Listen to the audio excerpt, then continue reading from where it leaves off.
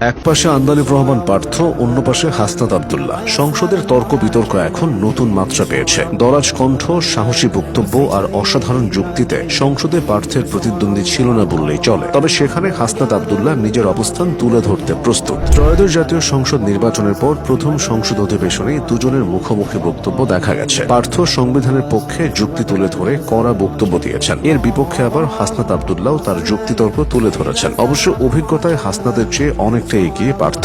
2008 সালের নবম জাতীয় সংসদ নির্বাচনে বিজয়ের পর পরাজিত দলের সদস্য হয়েও নিজ আসনের মানুষের অধিকার আদায়ের কথা, সরকার পক্ষের নানা অনিয়ম নিয়ে সাবলীল বক্তব্য সংসদে তুলে ধরতেন তিনি। তার কথার ঝড় ও বলিষ্ঠ আচরণের কারণে তিনি তরুণ প্রজন্মের কাছে ব্যাপক জনপ্রিয়তা পান। এদিকে হাসনাত জনপ্রিয় হয়েছেন তার জবাবদিহিতা ও নেতৃত্ব গুণাবলীর কারণে। ত্রয়োদশ জাতীয় নির্বাচনে তিনি প্রথমবার সংসদ সদস্য হয়েছেন। বয়সে ও অভিজ্ঞতায় বড় হলেও সংসদে পার্থের সাথে হাসনাতের কথার লড়াইটা তাই আগামী দিনে আরো বেশি জমতে পারে।